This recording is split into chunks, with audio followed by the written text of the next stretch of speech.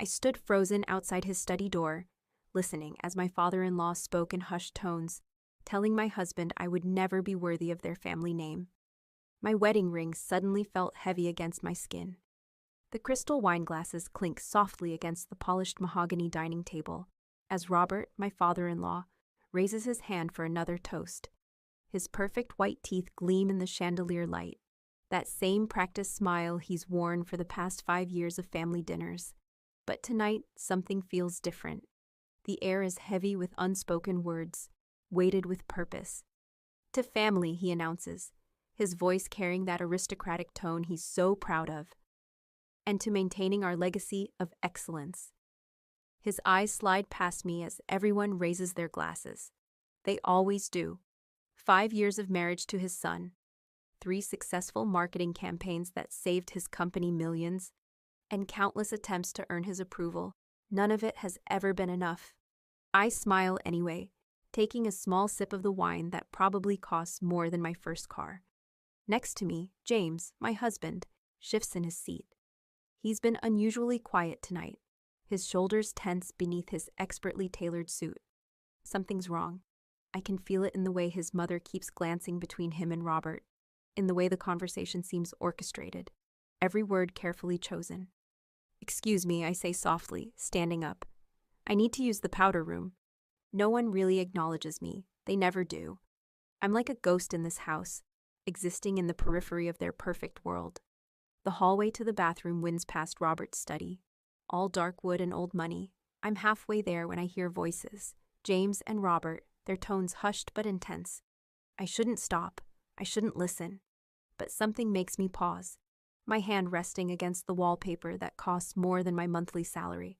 "Son, it's time we had this conversation." Robert's voice is firm, leaving no room for argument.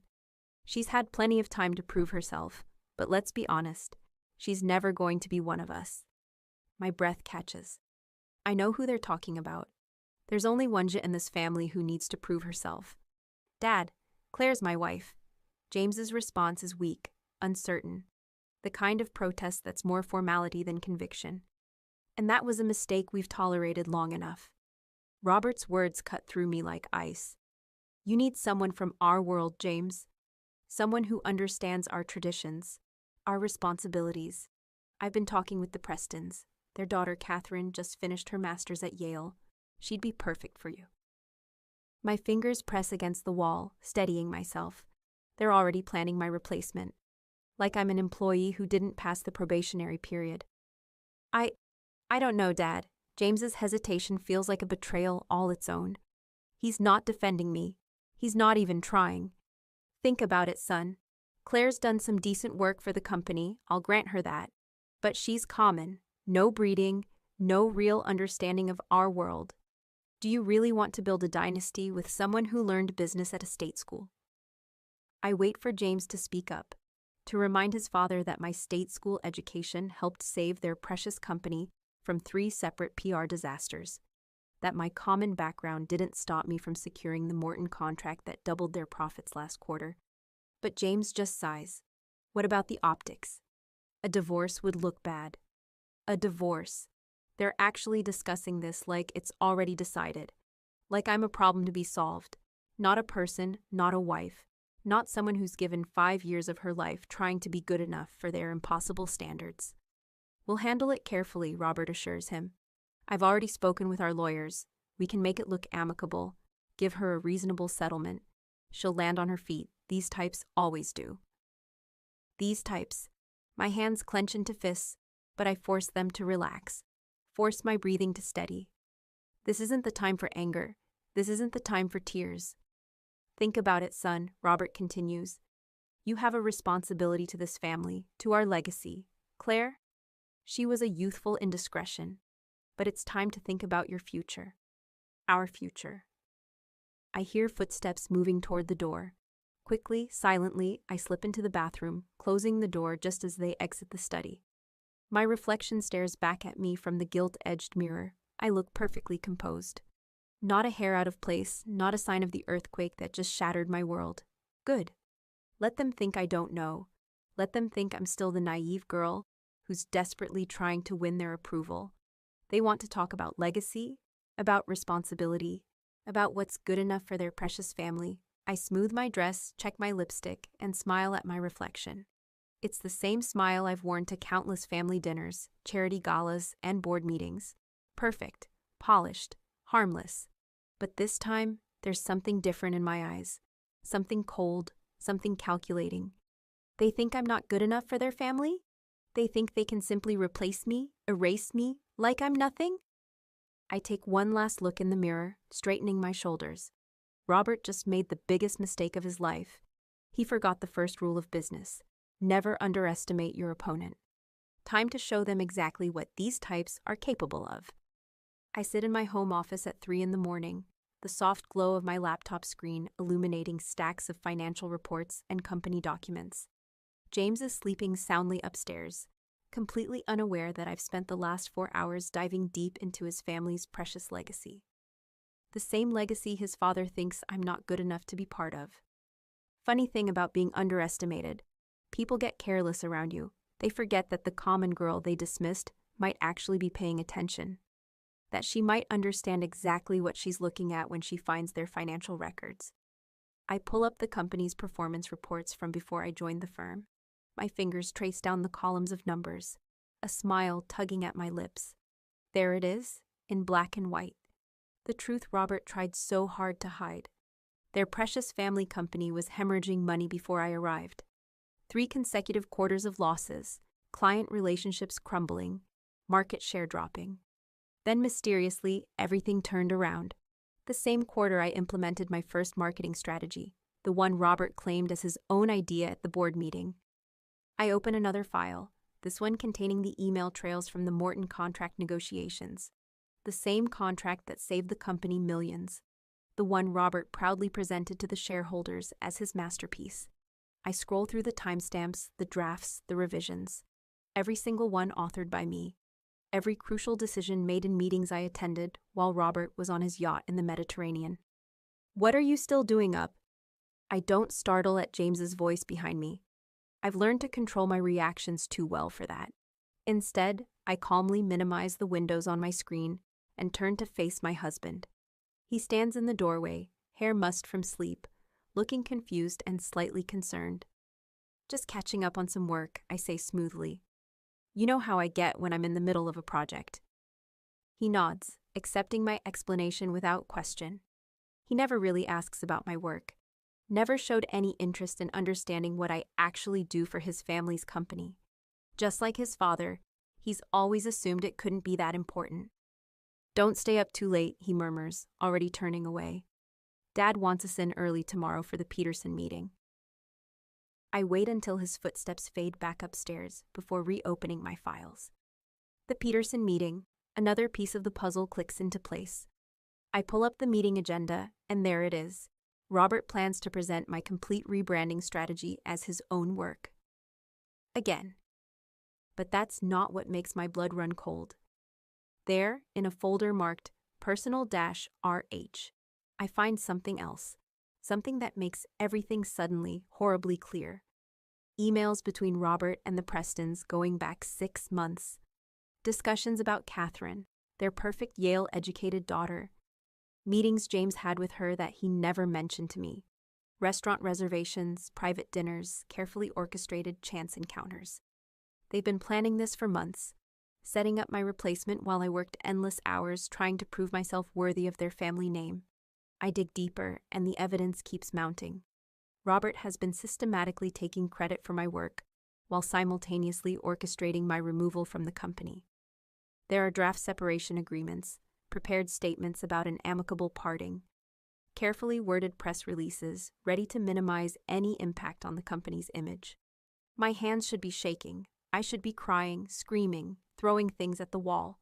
But instead, I feel strangely calm as I download everything to a secure drive.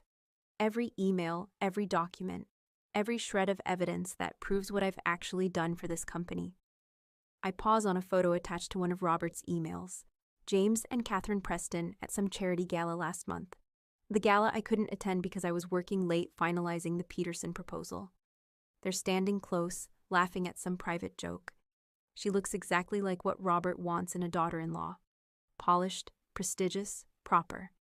Perfect for maintaining the legacy, I whisper, echoing Robert's words from his emails. I close my laptop and lean back in my chair, staring out at the pre-dawn sky. They think they have everything planned out perfectly. The dutiful son following his father's wishes, the convenient replacement wife waiting in the wings, the clean disposal of the common girl who dared to reach above her station. But they made one crucial mistake. They assumed I was just another corporate trophy wife, too stupid to protect myself, too weak to fight back. They never bothered to look closely at the contracts I wrote, the clauses I inserted, the partnerships I built. They never realized that while they were busy planning my exit, I was quietly becoming indispensable. I stand up and walk to the window, watching the first hints of sunrise color the sky. In a few hours, I'll go to the office. I'll smile and nod and play my part perfectly. I'll watch Robert present my work as his own one last time. And then I'll start dismantling everything he holds dear, piece by precious piece. Because Robert was right about one thing.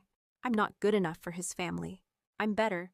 Sarah Chen's office feels like a sanctuary compared to the suffocating grandeur of the Harrison family estate. No crystal chandeliers or mahogany panels here, just clean lines, modern furniture, and the quiet competence of one of the city's most ruthless corporate lawyers. And more importantly, she's never been impressed by the Harrison name. Well, Sarah says, carefully reviewing the documents spread across her desk. I have to admit, Claire, you've been busy. She looks up at me, a smile playing at the corners of her mouth. And thorough, very thorough. I sit perfectly straight in my chair, hands folded in my lap, the proper posture Elizabeth Harrison spent years trying to drill into me. I learned from the best, I reply smoothly. Isn't that what Robert always says? Excellence in everything? Sarah snorts, picking up another document. The patents alone would be enough to cause problems. But these emails? She shakes her head. They really didn't think you'd find these, did they? They never thought I'd look, I correct her. After all, I'm just the common girl who married above her station.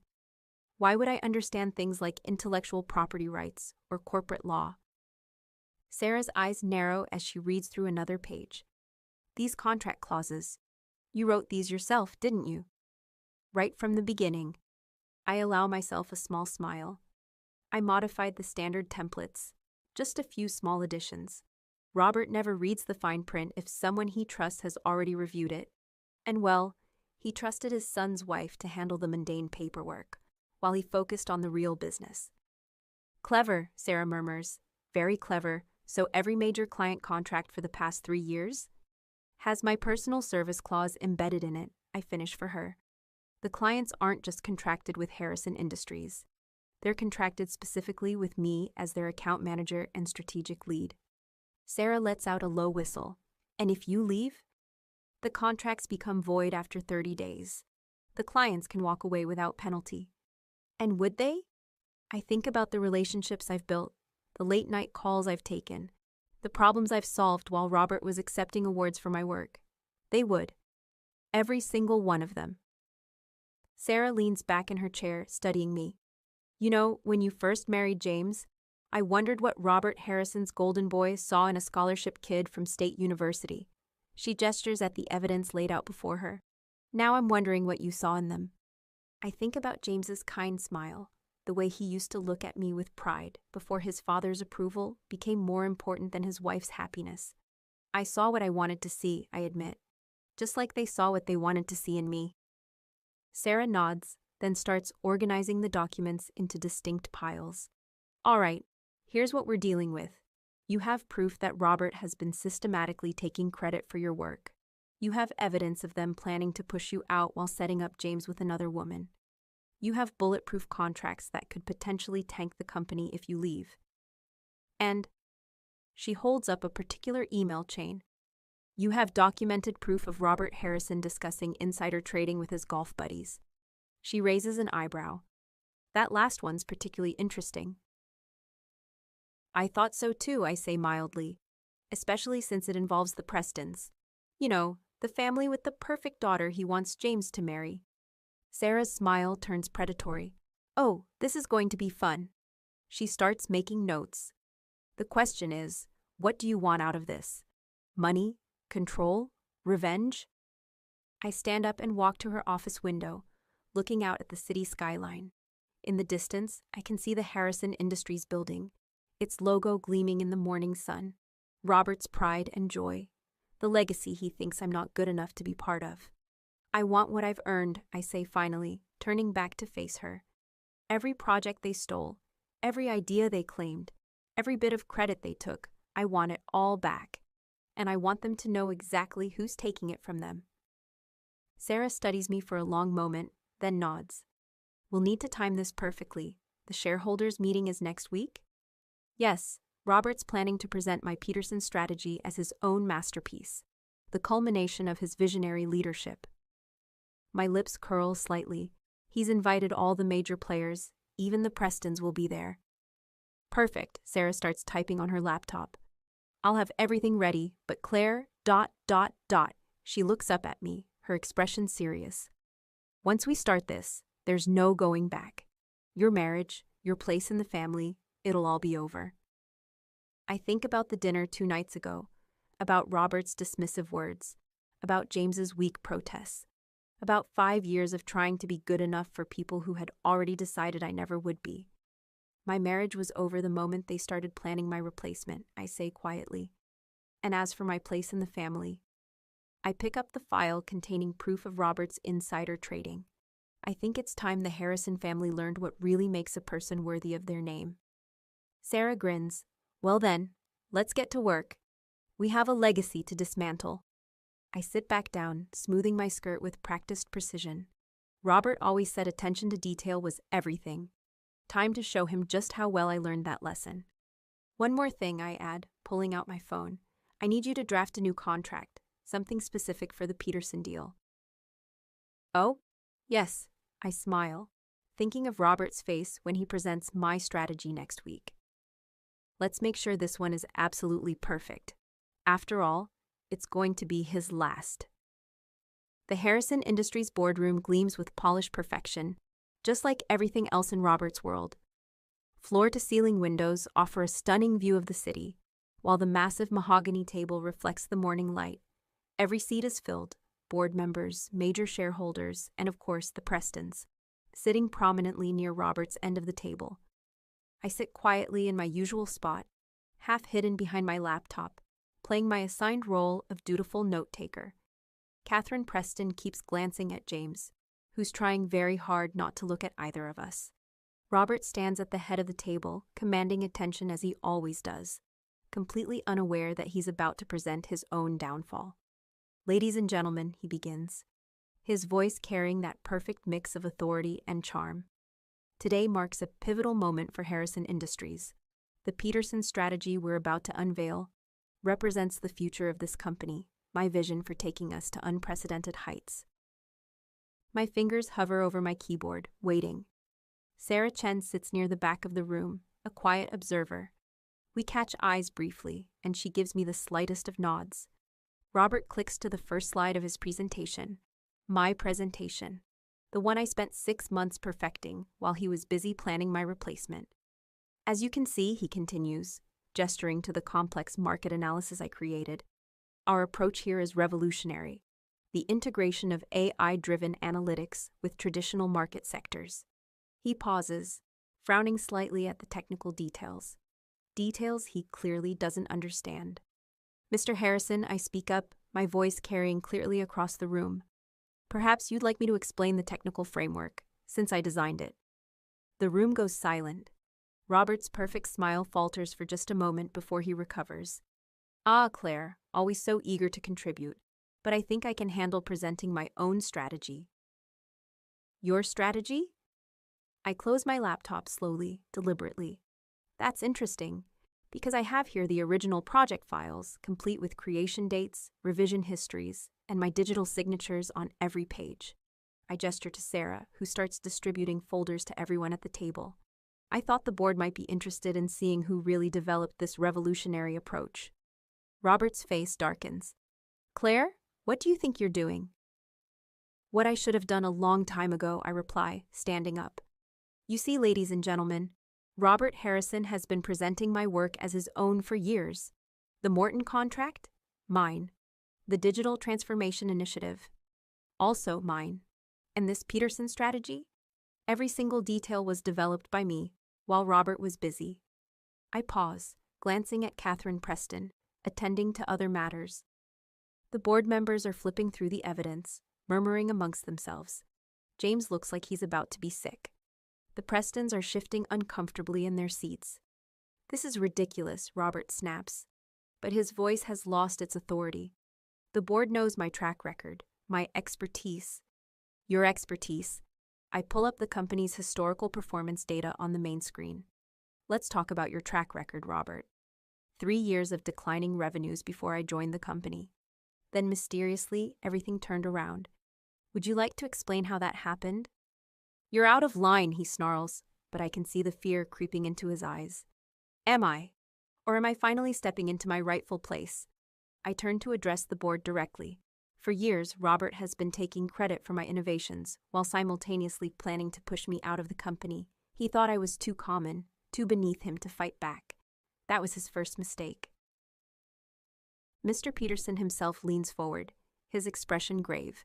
These claims are very serious, Mrs. Harrison. Do you have proof? Proof? I smile, clicking to the next slide. I have emails, I have recordings. I have documented evidence of every project Robert claimed as his own. But more importantly, I pick up a contract from my folder. I have this. Robert's face goes pale as he recognizes the document. The Peterson contract, he whispers. Yes, the one you were so eager to sign without reading the fine print. The one that specifies that I, personally, must remain as lead strategist for the entire duration of the project. I turn back to the board. In fact, similar clauses exist in every major contract I've handled. If I leave Harrison Industries, those contracts become void. Our clients can walk away without penalty. The room erupts in confused murmurs. Board members are frantically reviewing documents. Legal counsel is being summoned. And Robert looks like his perfect world is crumbling before his eyes. You can't do this, he manages, his voice hoarse. This is my company, my legacy. No, Robert, I say softly, but loud enough for everyone to hear. This was your company, but you got careless. You were so busy looking down on me, so convinced of your own superiority, that you never bothered to look closely at what I was actually doing. That was your second mistake. James finally finds his voice. Claire, please. Don't. I cut him off without even looking at him. You had your chance to speak up.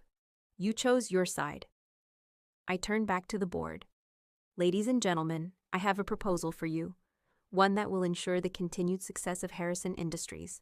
But first, I look directly at Robert. We need to discuss some changes in leadership. Robert's hands clench into fists. You think you can just walk in here and take over? You're nothing without the Harrison name. I smile, thinking of all the documents Sarah is about to reveal. That's where you're wrong, Robert. The Harrison name is nothing without me, and I'm about to prove it. The morning sun streams through the windows, illuminating the boardroom in harsh clarity. In this light, I can see every crack in Robert's perfect facade, every tremor in his hands, every bead of sweat on his forehead. This is just the beginning. By the time I'm done, he'll wish he had never underestimated the common girl who dared to reach above her station. The next 48 hours unfold like a perfectly choreographed dance, each step calculated, each move precise. I sit in my home office, soon to be just my office, as James hasn't come home since the board meeting, watching the Harrison empire crumble one piece at a time. My phone hasn't stopped buzzing. Emails, texts, calls from reporters, all wanting to know more about the Harrison Industries leadership crisis. I ignore them all, let them speculate. The truth is far more interesting than anything they could imagine. The first domino falls at exactly 9 a.m., when the Morton Group announces they're reviewing their contract with Harrison Industries. By 9:30, 3 more major clients have followed suit. My phone lights up with a text from Robert, the first direct communication since the board meeting. What have you done? I smile, thinking of all the times he dismissed my client relationships as playing nice with the help. I type back a single word, waiting. He calls immediately. I let it ring twice before answering, keeping my voice professional, controlled. Yes, Robert. Stop this, he hisses. You're destroying everything we've built. Everything I built, I correct him. You just took the credit. There's a difference. What do you want? His voice cracks slightly. Money? A public apology? Name your price. I lean back in my chair, savoring the moment. Oh, Robert, you still think this is a negotiation. That's your third mistake. Before he can respond, my other line beeps. It's Mr. Peterson. I switch calls, leaving Robert hanging. Mrs. Harrison, Peterson's voice is grave. I've reviewed everything, the technical specifications, the implementation plans, the communication strategies. This was all your work, wasn't it? Every word, I confirm. There's a long pause. We signed with Harrison Industries because of these innovations. We were promised the best. If you're leaving? Who says I'm leaving? I keep my tone light. I think it's time Harrison Industries had new leadership, don't you? Another pause. I'm listening. By noon, the news has spread through the industry. Harrison Industries' stock starts to dip as more clients express concerns. Sarah sends me updates from her sources inside the company. Robert is in full panic mode, trying desperately to contain the damage. Elizabeth, my mother-in-law, tries next. She shows up at my door unannounced, perfectly coiffed as always, but I can see the strain around her eyes. Claire, darling, she attempts her usual condescending smile. We need to talk about this unfortunate situation. I step aside, letting her enter. Let her see the boxes packed in the hallway, the spaces where family photos once hung. Yes, we do. Would you like to start with how you helped plan my replacement, or shall we discuss the tax fraud first? She freezes. I don't know what you're talking about. No. I retrieve a folder from my desk. These records of charitable donations to offshore accounts suggest otherwise. It's amazing what you can find when you actually read the financial reports, isn't it? Her face goes pale. You wouldn't. I already have. The IRS is very interested in the Harrison Family Foundation's creative accounting. She sinks onto the sofa, her perfect posture crumbling. Why are you doing this? Because you taught me well, Elizabeth. Everything must be perfect, I quote her favorite phrase back to her. No weakness, no mistakes, no exceptions. Isn't that what you always said? A text buzzes on my phone. James, finally. We need to talk. Your son wants to talk, I tell Elizabeth, showing her the message. A bit late for that, don't you think? She stands up, straightening her designer suit with trembling hands. You'll regret this. The Harrison name means nothing without the success I brought to it, I finish for her. You should go home, Elizabeth. Robert's going to need your support. The board meeting tomorrow is going to be difficult. After she leaves, I pour myself a glass of wine. The expensive kind Robert always said I couldn't properly appreciate. My laptop screen shows the latest news. Harrison Industries leadership in question. Major clients demand answers. James texts again. Please, Claire, let me explain. I think about the nights I spent working while he attended secret dinners with Catherine Preston. About the times he stayed silent while his father belittled me. About how quickly he forgot who I was, what I was capable of. Nothing to explain, I text back. You made your choice. Now live with it. The sun sets over the city, casting long shadows across my office. Tomorrow the board will convene for an emergency meeting. They'll review the evidence of Robert's fraud, the proof of his deceptions, the documentation of every project he stole from me. They'll see the client contracts that hang by a thread, my thread. And then they'll have a choice to make. My phone buzzes one last time. Sarah. Everything's ready for tomorrow. Are you sure about this? I look at the family photo still sitting on my desk. The last one taken before I discovered their betrayal. Robert and Elizabeth standing proud, James by their side, me smiling politely on the edges. Always on the edges. Yes, I reply. Time to show them what common really looks like. Tomorrow the Harrison legacy will end, and mine will begin. The Harrison family estate feels different today. The grand foyer that once intimidated me now seems smaller, less impressive. Like seeing behind a magician's curtain, once you know the tricks, the magic disappears. I arrive exactly on time, my heels clicking against the marble floors, as Sarah Chen walks beside me.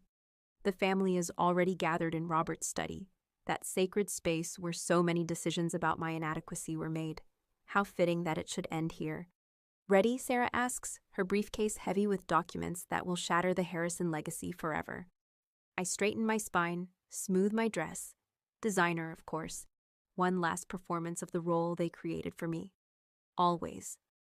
We enter the study to find them arranged like figures in a classical painting. Robert behind his massive desk, trying to project authority. Elizabeth perched on the leather sofa, maintaining her facade of grace under pressure. James standing by the window, looking lost. And Catherine Preston, surprisingly present, hovering uncertainly near the door. What is she doing here, I ask, though I already know. One last attempt to show me my replacement, to remind me of my place. Catherine is family, Elizabeth says smoothly. Or she will be once. Once what? I interrupt. Once you've properly disposed of me. Tell me, Catherine, did they promise you my office too, or just my husband? Catherine flushes, taking a step back. James finally turns from the window. Claire, please, this isn't necessary. No? I set my briefcase on Robert's desk with a sharp click. I think it's long overdue. Sarah? Sarah begins distributing folders to everyone in the room. These are copies of everything we've submitted to the board, the SEC, and the IRS. I suggest you review them carefully. Robert doesn't even open his folder. If you think you can threaten us. Threaten you, I laugh, the sound echoing off the wood-paneled walls. Robert, if I wanted to threaten you, I would have done it months ago. This isn't a threat. This is a courtesy notification. Elizabeth opens her folder, her perfectly manicured hands trembling slightly as she reads. Her face goes pale. This is a mistake. These records are completely accurate, Sarah interjects. Every transaction, every hidden account, every falsified donation. My team has verified everything. You're bluffing, Robert says, but there's fear in his voice now. The board would never. The board just concluded an emergency session, I cut him off. Would you like to know what they decided? James steps forward, finally finding his voice. Claire, whatever this is, we can work it out. We're family. Family. I turned to face him fully. Was I family when your father told you to leave me? When you had dinner with Catherine while I worked late? When you sat silently through every dismissal, every insult, every subtle reminder that I wasn't good enough for the precious Harrison name? I never meant to get caught, I finished for him. No, you didn't. None of you did. That was your fatal flaw. You were so convinced of your own superiority that you never imagined the common girl could outmaneuver you. Robert stands abruptly. Get out, all of you. This is still my house. Actually, Sarah interrupts, pulling out another document. As of an hour ago, it's not. The board has voted to suspend you pending a full investigation. All company assets, including this property, are frozen. The silence that follows is deafening. Elizabeth's composure finally cracks. You can't do this. We're the Harrisons. This company, this legacy, is built on my work, I finish. My innovations, my client relationships, my strategies, everything you've relied on for the past 5 years. All me. And now? I smile. Now everyone knows it. Catherine moves toward the door. I should go. Stay, I tell her. You should hear this too. See exactly what kind of family you're so eager to join. I turn back to Robert, who's sunk into his chair, looking suddenly old. The board has appointed an interim CEO. Would you like to guess who they chose? No, he whispers. Yes, I confirm. Turns out they prefer someone who actually understands the business over someone who just inherited the name. James takes a step toward me. Claire, please, I love you. We can fix this. I meet his eyes, remembering all the times I believed in him, trusted him, loved him. No, James, we can't. I've already filed for divorce. Sarah has the papers right here. Elizabeth lets out a small sob. You're destroying this family. You destroyed it yourselves, I correct her. I'm just making sure everyone pays the proper price. I gather my things, preparing to leave this house for the last time.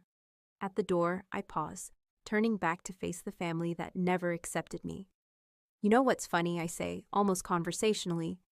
All you had to do was treat me with respect, accept me as I was, appreciate what I brought to your company, your family. Simple human decency. That's all it would have taken. I look at each of them in turn. Robert, deflated behind his desk. Elizabeth, dabbing at her tears with an expensive handkerchief. James, looking lost and broken.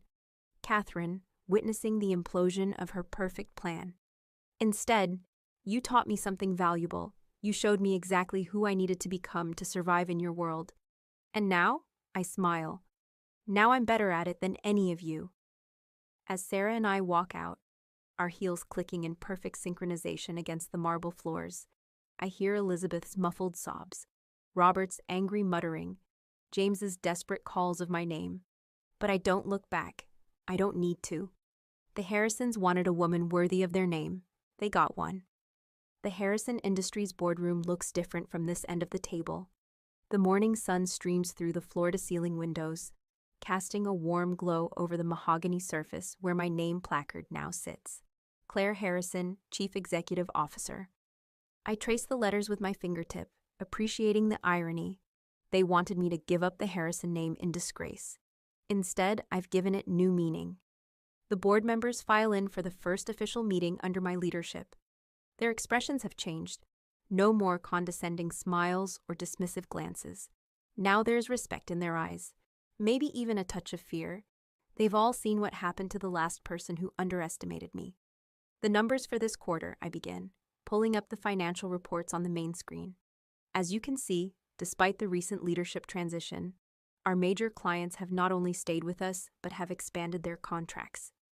Mr. Peterson, sitting to my right, nods approvingly. The market has responded positively to the change in management. Our stock is up 15% since the announcement. I smile, remembering Robert's dire predictions about how I would destroy his precious company.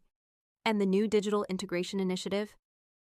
Ahead of schedule and under budget, Sarah Chen reports from her new position as Chief Legal Officer.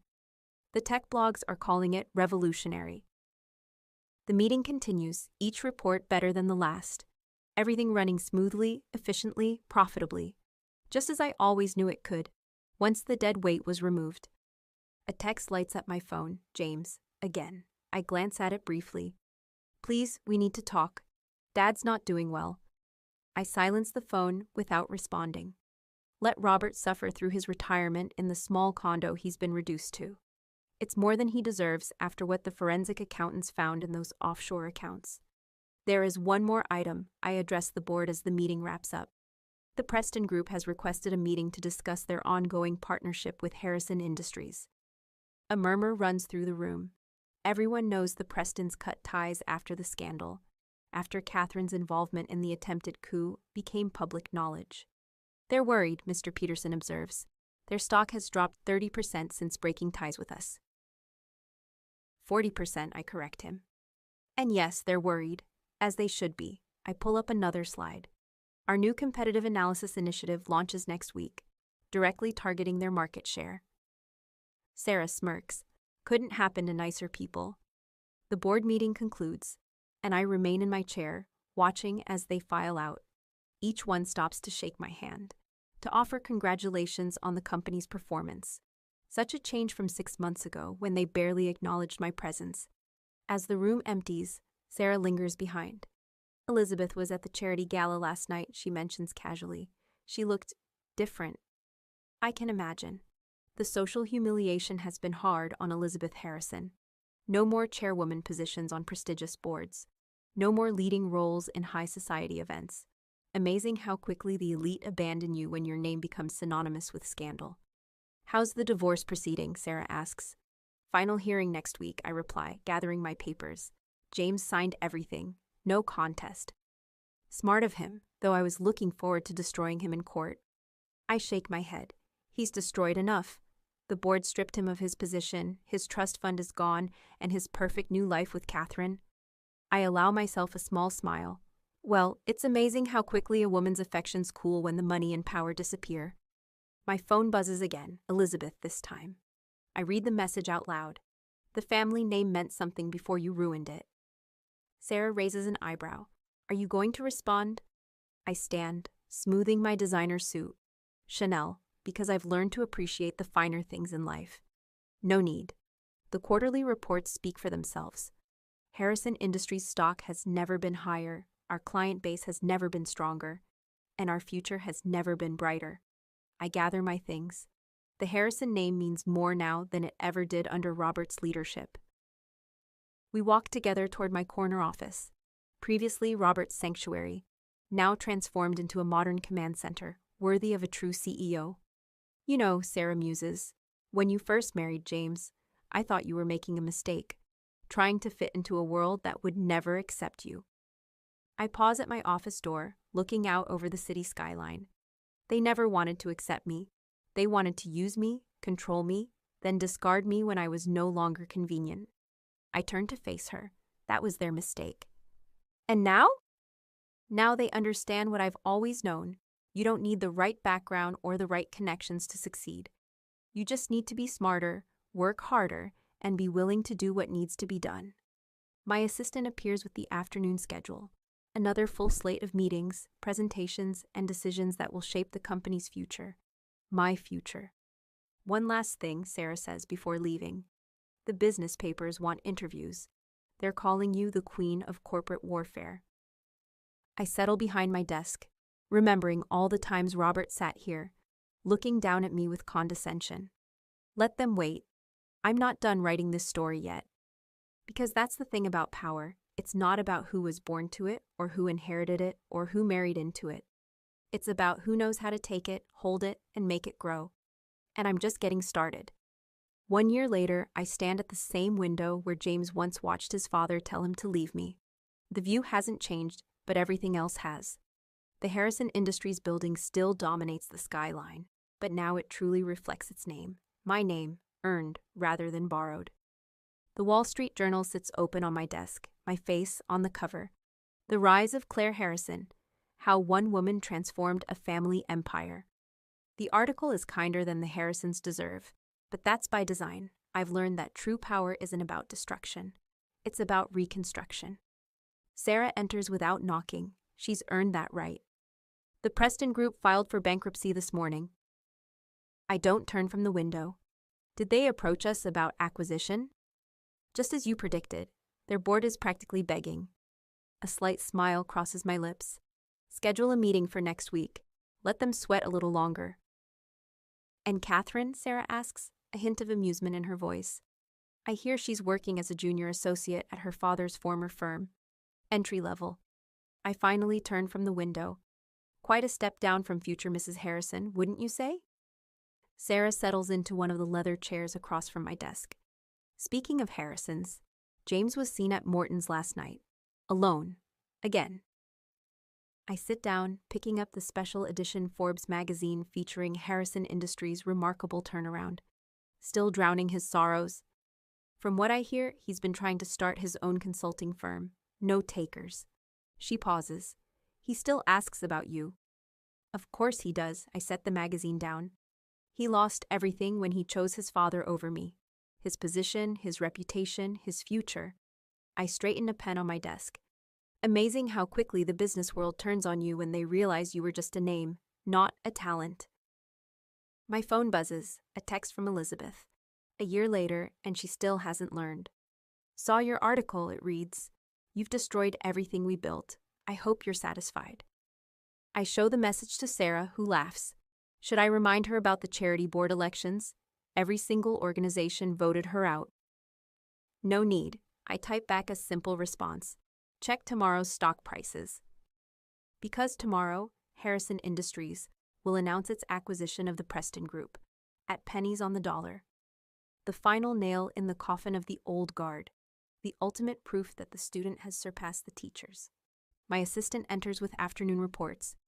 Mr. Peterson is here for your meeting, and the London office is online too about the European expansion. I nod, already shifting into CEO mode. This is my world now. Meetings, decisions, strategy. Everything Robert claimed I couldn't handle, couldn't understand, couldn't master. Oh, and Mrs. Harrison, my assistant adds. Robert Harrison is in the lobby. He's asking to see you. Sarah straightens in her chair. Want me to have security remove him? I consider it for a moment. Robert Harrison, the man who once looked down on me from this very office, now reduced to begging for an audience. It would be easy to dismiss him, to let him feel the same rejection he once dealt so freely. No, I decide, send him up. 5 minutes later, Robert enters my office. He's aged a decade in 1 year, his designer suits replaced by off-the-rack, his commanding presence diminished to a shadow. He stops short when he sees me in his old chair. Claire, he manages, his voice lacking its former authority. Robert, I gesture to a chair. Please sit. He does, looking uncomfortable in the visitor's position. The Preston acquisition, he starts. You're doing it to punish us. Punish you? I raise an eyebrow. Robert, not everything is about you. This is business. The Preston Group is undervalued. Their client base is compatible with our objectives, and their technology division complements our expansion plans. But the fact that it completes my systematic dismantling of your old world business network? I smile. That's just a bonus. He slumps slightly. We could have been allies, you know, if you'd just played your role. My role, I cut him off. You mean the submissive daughter-in-law? The grateful charity case? The woman who would step aside quietly when you decided she wasn't good enough? We gave you everything, he protests weakly. No, Robert. You gave me nothing. Everything I have, I earned. Everything I am, I built. And that's what truly kills you, isn't it? Not that I took your company, but that I run it better than you ever did. He stands, his hands shaking slightly. You think you've won, don't you? Won? I laugh softly. Robert, this was never a game to win. This was a lesson to teach. And you? I glance at the Forbes magazine with my picture on the cover. We're an excellent teaching opportunity. After he leaves, Sarah watches him through the glass walls as he walks to the elevator, shoulders slumped. Was that necessary? No, I admit, but it was satisfying. My phone buzzes again, the London office reminder. I have an empire to run after all, one that's growing stronger every day under my leadership. You know what the irony is? I tell Sarah as she turns to leave. All they had to do was accept me, appreciate me, treat me as an equal. Instead, they taught me how to take everything from them. I turned to face the city, my city now, and I learned that lesson very, very well. The sun sets over the skyline, casting long shadows across the office that was once Robert's sanctuary and is now my command center. Tomorrow, I'll announce the Preston acquisition. Next month, we'll launch the European expansion. By year's end, Harrison Industries will be unrecognizable from the company Robert built. And that's exactly how it should be, because the Harrisons wanted a woman worthy of their name. They just never expected her to make that name her own.